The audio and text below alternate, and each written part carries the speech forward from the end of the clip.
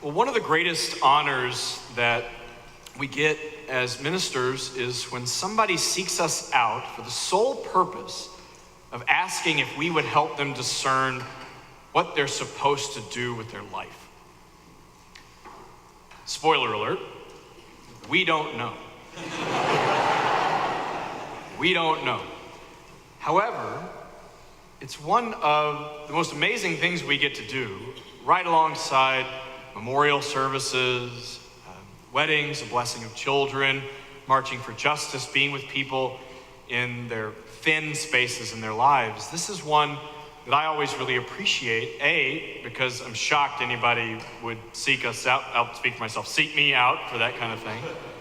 But also because it's exactly what we're here to do. It's exactly what we're here to do. Is to help individuals through thoughtful and practiced approaches discern the course of their life.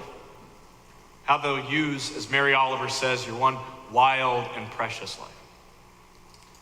One thing about that question is that most often when people do seek us out and meet us for coffee or come to our office, almost always there is an equating of how do I find deeper meaning with am I in the right job? For people who are working age folks. Not always, but most of the time people equate this sense of I feel a lack of meaning in my life. Or I feel this increase in meaning and I don't know what to do with it, but something is imbalanced in my life. Help me determine what should I do? It's almost always accompanied by the question, am I supposed to change my job?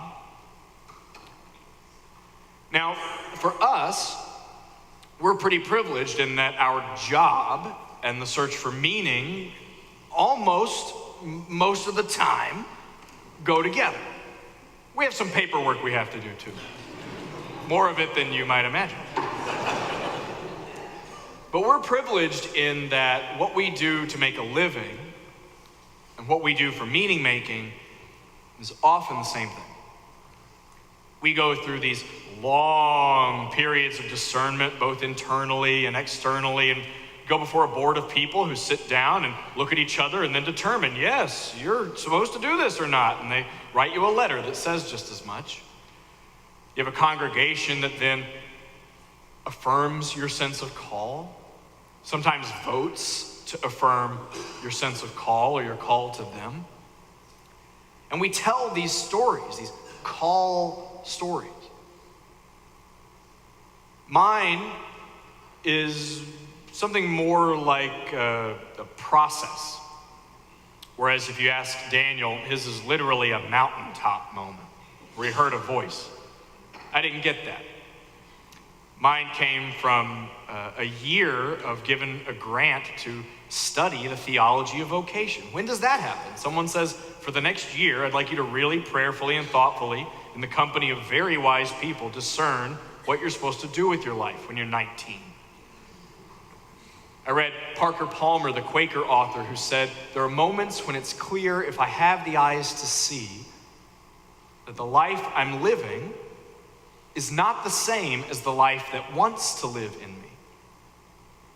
There are moments when it's clear, if I have the eyes to see, the life I'm living is not the same as the life that wants to live in me.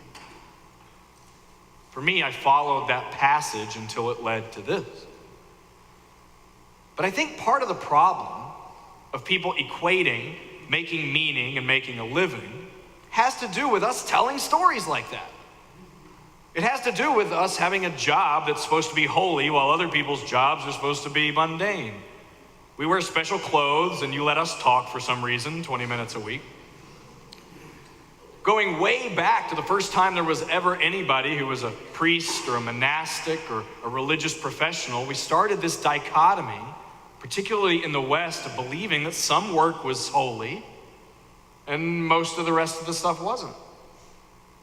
And in Western cultures, I'm not surprised that when people come to me saying, I feel like I don't have the kind of meaning and passion and value I want in my day-to-day life, they very quickly jump to what they're supposed to do for a job. Because what's the first question you ask somebody in America when you want to learn about them? What do you do? Or what did you do? What do you ask a kid if you want to learn about them? What do you want to be when you grow up? It's steeped in this capitalist mindset that I will know most of what I know about you by asking, how do you get money? I need to know. It's an interesting question, right? Rarely do we say, nice to meet you, Tom. What most guiding intimate value is leading you in your day-to-day life? You could try it. But I think in part, a big part of the problem is that we act like some work is holy and other work isn't. And also, I think a part of the problem is that Western culture, progressive culture, Unitarian culture has failed at teaching people the disciplines of how to get still and listen and discern where the activity of the sacred might be in your day-to-day life. We'll talk about why we failed in that regard in a little bit, but if you'll just accept my premise that I don't think we've done a good enough job yet giving people the toolbox necessary to say, where is the movement of the holy in my life? What's love doing in this moment? What would peace ask of me right now? The reason I love the Elijah story from the Bible is because it's like a lot of the other really great stories, especially in the Hebrew Bible, of really flawed, imperfect, stubborn people who are struggling with this question of discernment. The Hebrew Bible especially, but all of the texts are full of people who are trying to figure out what to do with their life, and even when the creator of the universe itself steps in and says, here's what you're supposed to do, they still don't get it right. It's full of people who hear God speaking on a mountain and then don't follow through. Or people who hear God speaking in a burning bush and say, pick somebody else. Story after story after story is people who, even when God speaks to them, are still confused. So, if right now you feel like there could be more meaning in your life, that perhaps love isn't done with you yet, and you don't know what job you're supposed to have, or what you're supposed to do in retirement, or how you're supposed to see God in your family, you're in good company. Very good company. Elijah's story just proves how not a lot changes. Here he is. He's a religious professional. He's a prophet. He gets paid to do this. And he's living in a time when there is an oppressive regime who's confused about climate change in their region. He's living in the time of King Ahab, and there's a drought. And Ahab and all of his courtly priests and his wife Jezebel are trying to figure out why this drought has been happening for many, many years. They believe that it's Elijah's fault. Elijah's a gadfly, a social justice advocate who's been coming into the temple on a regular basis and saying, you're wicked and you're idolatrous and you're taking all these people's money. You should pay attention to something else, and at least in this ancient conception, if you get right with God, the rains will come back.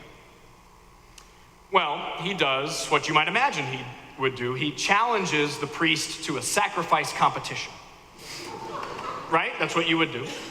And so he takes the courtly priest who worship the god Baal, and he says, I would like to fight you, 450 of you to just one of me. So get everybody together and we'll have a sacrifice off, and whoever wins is the representative of the one true God. Okay? They say okay. So the competition is, I'm going to lie a bunch of lumber on the ground and pray as hard as I can until it catches fire. He lets the 450 priests of the empire go first. They pray and they pray and they pray, and nothing happens. So Elijah gets up and says, let's make this more challenging. Douse it with water. More. Cover it with water. And then he prays, and, spoiler alert, he's the good guy. It catches up in a big, huge flame, and then he has all of them murdered. This makes the king and his wife, the queen Jezebel, angry. So she sends him a note that says, if I don't kill you first, the gods should kill me. You better get out of here. So he does. He runs out of town, and he does what almost every good Hebrew prophet does. He sits down under a tree and goes, I'm done. Just kill me already. This is too hard. An angel wakes him up and says, here's some food, you better eat, we have a lot of work to do. And then he does what most of the people in the Bible do. He goes, I'm going back to sleep. He goes to sleep. The angel wakes him up again and says, Elijah, eat some food. We have work to do. Go over to the mountain. On his way to the mountain, God speaks to him. The voice says, what are you doing here, Elijah? What are you doing? He says, what am I doing? I just did the sacrifice off. They've killed all my friends. I'm the only one left. They're coming after me. And the voice of God says, go up to the mountain, wait in the cave, and I'll come talk to you. Then our passage from this morning, there's a huge earthquake, but God's not in the earthquake. There's a huge fire, but God's not in the fire. Torrential rain and storm, God is not in the storm. And then afterward, he hears a gentle whisper, what is often translated as a still, small voice. Finally, he's encountered God. So he goes to the edge of the cave and he wraps his cloak around so he can hear. And he has the exact same question. What are you doing here, Elijah? He gives the exact same answer. I told you before, I've just had this major sacrifice competition, which I won, but they've killed all my friends and now they're going to kill me.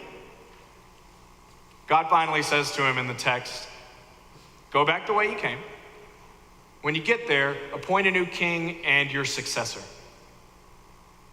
You need to take on another job. You're done. What I love about that story, apart from it just being what a lot of us, I think, would do, complain, even if God's speaking to you directly, try and eliminate all of your enemies and show how successful you are. What I love is that in this story, his encounter with the movement of the sacred in the world doesn't happen by his job, doesn't happen by his role, it doesn't happen when he's really good at it, it doesn't happen when he's obviously successful, it doesn't happen when he tries to control everything, it doesn't happen when he exerts violence and control of others' bodies. It doesn't come in the loud, expected places of a spectacle. And when it finally does come to him, it only works if he's developed a very good capacity to listen, because it whispers to him. And even when it does speak, all it has is another question. What are you doing here? What are you doing here? In part of that discernment process to become a minister, we're required to go through a psychological evaluation. I passed. I did mine over 2 days in this career assessment center, is what they call it, in Massachusetts. They ask you a lot of questions. My friend Paul, who's one of my colleagues, encountered one of these questions that he didn't know how to answer. One of the questions is, they're kind of yes or no. Do I hear voices when other people don't hear voices? You're supposed to answer no. Do I hear animals and see animals where other people don't hear them and see them?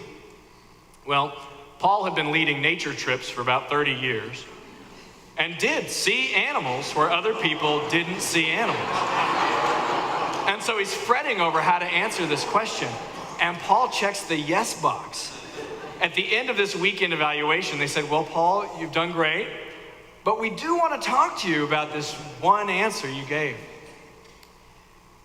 See, for him, over the course of a lifetime, if he practiced hard enough every day, He literally hears and sees things you and I don't hear and see. The world is more alive for him. When he walks down the street or through a path, the birds speak to him in a way they don't to me. And if you don't know what he's talking about, it sounds crazy. So what does discernment mean? If the question isn't, what am I supposed to do with my job? I think it's one of discernment. Discernment being the practiced ability to discern the movement of the sacred in the everyday and respond to it. Some of you in the room would ask, where is God moving in the world and what do I do about it? Others might say, how is love active in this moment and what do I do? But to do it, you first have to get really still. Really still. And then you have to do that every day for a long time. For thousands of years, the people who have gotten quiet enough to hear the whisper have been those who literally carved out time to sit on the floor and wait. And then, if you hear anything, I don't mean hear with your ears, right? All the words are going to be wrong. So if they're not your words, pick another one. All the words are wrong. When you get still enough and you listen, you might get some insight into that question that I asked last week. What would save your life? What power in the world, be it God or hope or justice or love or peace or compassion, what, if you found it, would make your life more healed and whole? Often, if you get quiet enough for long enough, you start to know what that answer is. It's like the poem by Philip Booth. What would you trust enough to let hold you while you look up at the stars? Not a dead man's float, but what would hold you? If you know the answer to that question, that's a big deal. Then it's time for what I call the theology of the capital letter. In our hymn class that Don Crable and I led a couple of years ago, trying to teach theology and theological language to Unitarians who often struggled with theological language, what we said is write your hymn to whatever you would call out for and capitalize with a capital letter. If in the middle of the night when you woke up you would say, peace, come here right now, I need you. Love, be with me in this moment. God, be my aid. Peace, teach me how to move. Whatever you would capitalize and ask for right now, that's probably one of your answers. Discernment requires that if we know what that thing is, then you talk to it, which sounds really weird. It means, in a quiet and disciplined way, you lift up that little word. Mine, at least lately in my practice, has been love. I have to do it in the bathroom of our bedroom because if I walk out early in the morning, my kids wake up and disrupt my whole spiritual time. So in my little monastery, sitting there, I just say over and over and over, love, love, love, love, love. In your daily life, what you can do is ask yourself, where is it moving in this moment? Let's say your answer is God. In your office or with your children, in this moment, you can ask, what is the activity of God in this place? When you're negotiating a contract with somebody who's doing work on your house, you could say, where is love active in this space? You can ask yourself, what does it ask of me? So when you're having a difficult conversation in a boardroom or with an employee or with your children or by yourself, You can ask, what would peace call me to do right now? You can ask it, peace, what would you like me to do right now? Nobody will know, I promise. The difficulty is, the last few thousand years of disciplined discernment have all been really receptive practices. The directional arrow of the wisdom and insight is all this way, which is really hard for modern progressive people, especially hard for modern progressive Unitarian type people. You know, you and me. Because so often our directional arrow of spiritual work starts with me and then goes right out to the world where I'm going to change stuff. We have this fascination with our own work and our own abilities. In part because we're told that human beings are good and reasonable, and we are. But I can't tell you how many people come to my office confused because if I'm good and I'm reasonable, but I'm still confused, something must be wrong with me. We have a fascination with our own work because we live in a Western capitalist society that worships under a theology of more, more, more. If you're confused, you better work harder, think more, get more information, pay for another workshop, repeat the last workshop that didn't work so well. But whatever you're supposed to do, you need to do something. A few years ago at our annual ministers conference, we had an address by the theologian Walter Brueggemann. He is a Hebrew scriptures professor and a prophet in his own right. He kind of leans over the pulpit when he talks and growls sometimes. He's supposed to do that. It's really good. What he said at our conference was that he's challenged by working with Unitarians because of this. He said that in every good act of creation, there is the agent and the milieu, the painter and the canvas, the pot and the potter. That in every intimate friendship, sometimes you are the actor and sometimes you're acted upon. That's how we engage in our intimate physical relationships. He talked about this dynamic of acting and being acted upon, agent and milieu. And as he stood over the pulpit at our annual conference, he said, Unitarians are a terrible milieu. Every time I lead a Bible study with you people, you already know the answers and you're coming not to learn anything, but to critique the text, which is obviously wrong because you're real smart. And we all went, I'm sorry. But he was right. He was right. He was just completely, totally right. We often come to the text, to the study, to the program with the lens of a critic and not a seeker. This kind of disciplined, receptive discernment work is also hard for us because we have trust issues. And so if you ask us, what would you say yes to without reserve? If love showed up in your living room and said, let's go. If God showed up in your office and said, it's time. If peace or justice said, boy, do I have a job for you. What would you answer yes to without reserve? My guess is that for those of us in this cultural space, there's not a lot of things. We might say yes, but it's going to take just a minute. I have to check my calendar. It's very busy. You know I do a lot. What would you say yes to without reserve? What would hold you like the sea in that poem? Also, I think that the idea of being receptive and listening and talking out loud to love or God just seems really weird to a lot of us. And here's what I think's happening in that moment. Have you ever seen the show Undercover Boss on TV?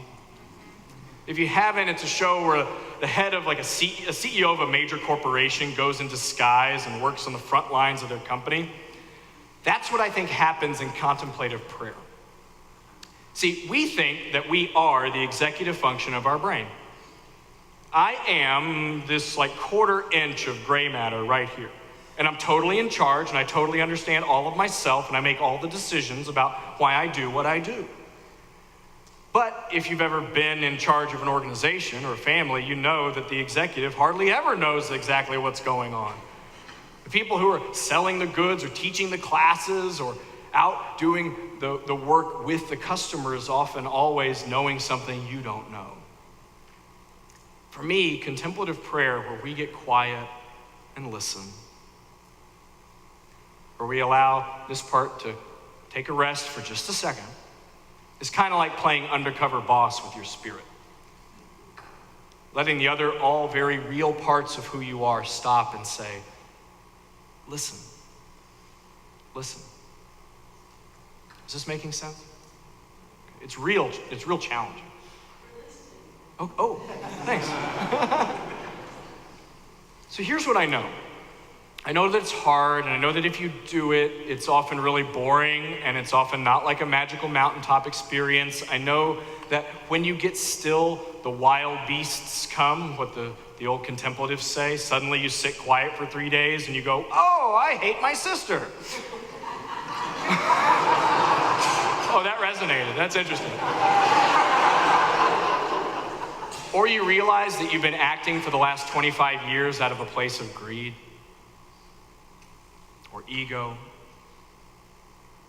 You have to face those wild beasts before the rest of it comes. Over and over again. But here's what I know. It's challenging and it's completely worth it. Because like my friend Paul, if you do this time after time, day after day, if you get quiet and you determine what is worthy of love, and then you ask it, what do you want me to do? Suddenly, you will see and hear things other people don't see and hear. I don't mean literally. Suddenly, the world will be infused with more meaning. Suddenly, you will realize that it's not about what you do to make money. That you don't have to be a different person in a different job to communicate with the center of meaning making in your life and in the world. Suddenly, the veil of everyday life gets lifted, and you start to see what you were looking for everywhere. If you ask yourself over the course of a day, where is love active in this moment? I promise you, you will experience more love. Here's the problem. It's going to start asking you to do stuff. And it's going to start holding you more than it ever has. And you will become dissatisfied with small answers and small labels and small churches and small jobs and small families and small political parties and small religions until the answer, what are you doing here, becomes a blessing and not a curse. My hope as your minister is that gradually over the course of being here with us, you start to know what is most worthy of your trust, what you would say yes to without reserve, and that you say yes and yes and yes and yes until love and God and justice and peace hold you like they never have. May it be so, and amen.